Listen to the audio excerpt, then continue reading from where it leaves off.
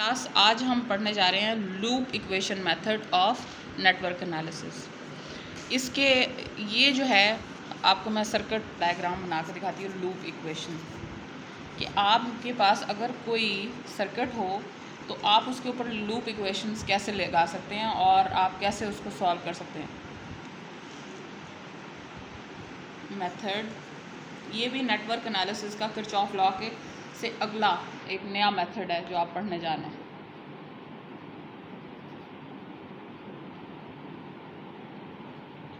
हमारे पास ये उन्होंने साथ चूँकि एग्जांपल भी दी हुई है, ये एक रेजिस्टेंस है और दूसरी रेजिस्टेंस सेंटर में है। यहाँ पे हम लोगों के पास एक वोल्टेज सोर्स E है और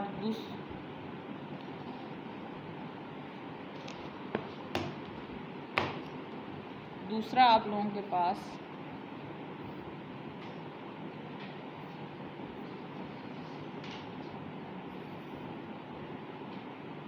E2 E1 R1 R2 R3।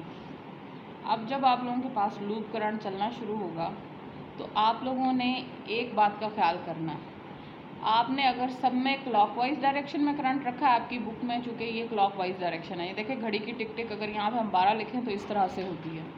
इधर भी करंट जो है देखें सेंटर में आप लोगों ने लिया है तो ये आप लोगों के पास I3 एंटर हो रहा है, इसके अक्रॉस से I1 आ रहा है और इधर जो है I2 आ रहा है, तो दरमियान में करंट I3 आप लोगों के पास। ये I1 करंट का लूप चलेगा, लूप से मुराद गोल दायरा। अब अगर इसका आप लोगों ने I1 का करंट लूप ऐसे गोल दायरा स्टार्ट किया स्टार्टिंग फ्रॉम दिस यहाँ तक, इधर बेशक ऑपोजिट लगी हुई है लेकिन आप लोगों ने यहाँ पर फिर जो है दोबारा वही क्लॉकवाइज ही ले रहे हैं। कई बुक्स में एंटी क्लॉकवाइज लिया हुआ है, आप लोग एंटी क्लॉकवाइज लूप भी बना सकते हैं। तो उन्होंने ये कहा है कि तमाम जो है ना लूप इक्वेशन का ये तरीका है कि सबसे पहले draw all loop currents, loop जो है क्लॉकवाइज, ये देखें ये घड़ी की टिक टिक इस तरह से है, क्लॉकवाइज ऐसे चलाएंगे हम। यहाँ से करंट पास होगा I1 जो कि आगे फिर I3 में और I2 में चला, इधर से भी I2 का ये इस तरह से घूमेगा current. Draw all loop currents in clockwise direction, सबसे पहला का। और आप लोगों ने देखना है कि अगर पहला एक लूप है, ये देखें लूप 1 है, दूसरा क्या है लूप 2 है, इसके साथ क्या हो सकता है लूप 3 भी हो सकता है, इसके साथ लूप 4 भी हो सकता है। जितने ज़्यादा लूप लगते जाएंगे उस हिसाब से आप उसका देखते जाएंगे। करंट I1 का लूप, करंट I2 का लूप, आगे I3 इस तरह से। तो उनको आपने एंड आइडेंटिफाई से क्या मुराद है, उनको नंबर दे देना है आपने, and identify them with numbers, them with numbers. अब एक बात का ख्याल कीजिएगा क्लास, इसमें बैटरी पॉजिटिव से नेगेटिव है लेकिन यहाँ पर ये डायरेक्शन अपोजिट है बैटरी के। आप लोगों ने बिल्कुल परेशान नहीं होना। दूसरे लूप में जो एक पहले वाले लूप में आप लोगों ने करंट की डायरेक्शन रखी है, दूसरे लूप में भी वही करंट की डायरेक्शन रखनी है, चाहे बैटरी यहाँ पर जिस भी पोलैरिटी में लगी हुई हो, उसका पॉजिटिव अप हो या पॉजिटिव डाउन हो, इसका आपने ख्याल नहीं रखना। लूप के करंट की डायरेक्शन जो आप चला रहे हैं आया क्लॉकवाइज है कि एंटी क्लॉकवाइज है। इधर हमने सारे लूप्स में क्या लिए क्लॉकवाइज, इधर भी और इधर भी, इसका ख्याल रखिएगा। और फिर आगे नंबर 2, ऑल रजिस्टर, जितने रेजिस्टेंस आएंगे इसमें क्या है R1 है, R2 है और R3 है। All register voltage drops, identify all resistor voltage drops as +2 minus in the direction of the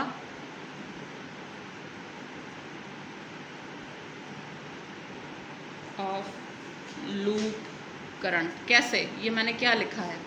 अब अगर आप देखें R1 के क्रॉस जो करंट चल रहा है ये यहाँ से क्या हो रहा है, इधर से एंटर हो रहा है यहाँ पर, तो इसका R3 के क्रॉस पॉजिटिव होगा और यहाँ पर क्या होगा नेगेटिव होगा।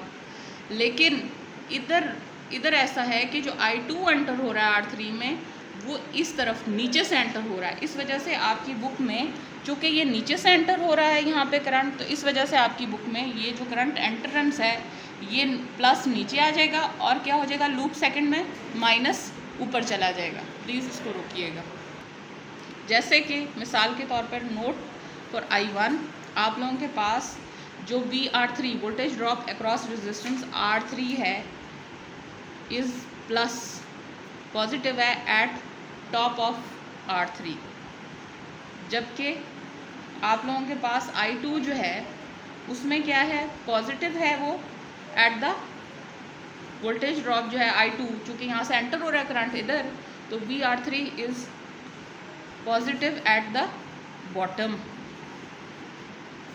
ये आप लोगों को समझाने का मकसद था। आगे हम बात करते हैं थर्ड की। अब आपने वोल्टेज सोर्सेज जो हैं आइडेंटिफाई कर लेने हैं। आइडेंटिफाई देखना है तमाम वोल्टेज सोर्सेज को according to their correct polarity, कि कैसे उनकी पोलैरिटी है। मिसाल के तौर पर आप लोग देखें कि यहाँ पर E1 की पोलैरिटी आप लोगों को जो बच्चों नज़र आ रही है, ये पॉजिटिव इधर है, नेगेटिव इधर है, और इसकी पोलैरिटी क्या है, ये जिस तरह से करंट चल रहा है उसी हिसाब से पोलैरिटी भी है, लेकिन इसकी पोलैरिटी क्या है, ऑपोजिट है टू द करंट जो आप क्लॉकवाइज चला रहे हैं। उन्होंने लिखा हुआ है कि E1 is in the opposite direction to the resistor voltage drops in loop 1, जो उसके अंदर है, while E2 is in the same direction as the resistor voltage drops, के रजिस्टर की जो वोल्टेज ड्रॉप्स हैं उनके हिसाब से है। और अब हमारे पास जो है, write the equations for the voltage drops around each loop in turn by equating the sum of the voltage drops to 0। आप लोगों ने क्या रखना है कि इक्वेशंस रखनी है फॉर वोल्टेज ड्रॉप्स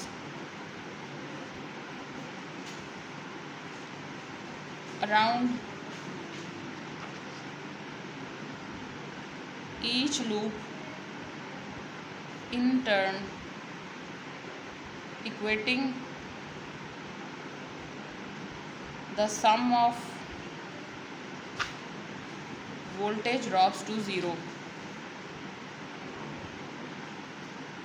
सबको के इस लूप में एक वोल्टेज ड्रॉप ये है E1 माइनस R1 करके, या जैसे भी जितना इस लूप में प्लस R3 है, ये सबको इकट्ठा करें इसके इज़ इक्वल टू 0 कर देंगे, या मैं आप लोगों को मज़ीद उसमें अप्लाई करके बताऊँगी एग्जांपल में फिर।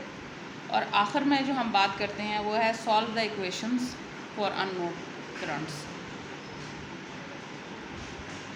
For unknown currents. अब हम इसको अप्लाई करते हैं अपने एक जो है ना एग्जांपल पे, जो कि प्रॉब्लम क्या है 10.3। अब अगर आप देखें तो ये इसमें उन्होंने 102 किलो ओम्स की एक रेजिस्टेंस दी हुई है, इधर 207 किलो ओम्स की एक रेजिस्टेंस दी हुई है, यहाँ पे ये 1 किलो ओम की एक रेजिस्टेंस है, और यहाँ पे 320 ओम्स की है कि किलो ओम्स की है, अच्छा जी ये किलो ओम्स है।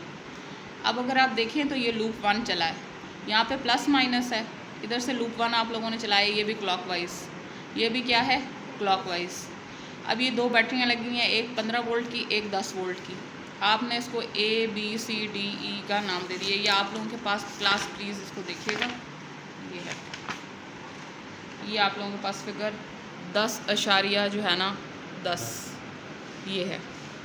ये repeat problem 10.2 using loop equations, हम ये वाला प्रॉब्लम करें 10.3 इसका।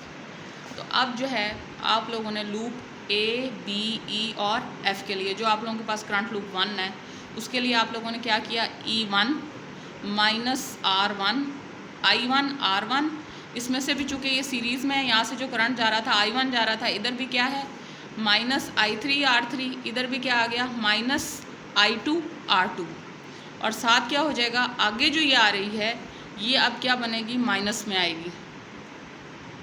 Please stop it. हमने माइनस E1 माइनस E2, चूँकि अप से डाउन है, ये 15 वोल्ट की, ये 10 वोल्ट की डिस्चार्ज उसने करना है, ये हो गई 0। E1 is equal to I1 R1 सबको इकट्ठा किया, जो माइनस वाली थी वो प्लस हो गई और जो प्लस वाली थी वो क्या हो गई, माइनस हो गई। अब प्लस I2 R2 यहाँ पे क्यों आया, इसकी क्या वजह है? इसकी वजह ये है कि यहाँ पर जो करंट है उसका वोल्टेज ड्रॉप उसके ऑपोजिट में है। E1 जो है वो I1 R1 plus R2 R3 minus I2 R2 plus E2 आ गया। इस तरह से ये हम लोगों के पास 5 वोल्ट्स आ गई और सारी वैल्यूज़ हम लोगों ने पुट कर लें। इससे हमारे पास एक इक्वेशन बन गई I1 और साथ क्या आ गई I2 की। जब दूसरा लूप आप लोगों ने देखा तो E2 minus I2 R2 plus, लेकिन I1 चूँकि ये यहाँ से करंट लो से, ये हाई से लो की तरफ जा रहा है, इधर से एंटर होगा, इस वजह से प्लस जो है आप लोगों के पास क्या हो गई, इधर से करंट एंटर हो रहा है इसके अंदर, तो यहाँ पर ये हो जाएगा plus I1 R2 minus I2 R4 minus I2 R5 is equal to 0। जब आप ये कर लेंगे तो आप लोग फिर क्या करेंगे, माइनस वालों को प्लस कर लेंगे और प्लस वालों को क्या कर लेंगे, माइनस कर लेंगे। इधर वोल्टेज सोर्स सिर्फ एक ही आया, दैट इज़ E2, बाकी और कोई वोल्टेज सोर्स इस लूप में नहीं है। इस वजह से हमें इसकी फ़िक्र करने की ज़रूरत नहीं, हमने सिर्फ इसको देखना है। अब अगर आप ये देखें तो जब आप लोगों के पास ये आ जाएगा तो ये आ जाएगा 7.73 किलो, और इस तरह से वही इक्वेशन I1 और I2 वाली। अब आप इनको क्या करेंगे, ऐड करेंगे या सब्ट्रैक्ट करेंगे, जैसे आप लोगों ने सब्स्टिट्यूशन करने के लिए निकालना हो, इस तरह से आप लोगों के पास ये आ जाएगा I1। वही दो पैरामीटर्स अननोन है, I1 और I2, तो दो इक्वेशंस चाहिए, इसलिए आप लोगों की इक्वेशन सॉल्व हो जाएंगी। जब आप लोग इसको वैल्यूज़ को उसमें दोबारा इक्वेशंस में पुट करेंगे, सॉल्वर अभी आप लोगों को मिल जाएगा। तो ये I2 जो है वो 2.96 मिली एम्पेयर बनेगा, और I1 जो है हम लोगों के पास उसकी I2 की वैल्यू जब हम I1 में डाल देंगे तो हमारे पास I1 की वैल्यू ऑलरेडी आ जाएगी, इसके अंदर डाल देंगे हम लोग, और या और भी किसी क्वेश्चन में आप लोग डाल सकते हैं। और वोल्टेज अक्रॉस जो है R5 is equal to V5 is equal to I2 R5, क्योंकि इसके अंदर से कोई भी आप ले लें, चाहे I1 वाला ले लें, चाहे आप लोग हर उसमें से अलग अलग वोल्टेज फिर आप लोगों को पता लग जाएगी। Thank you class.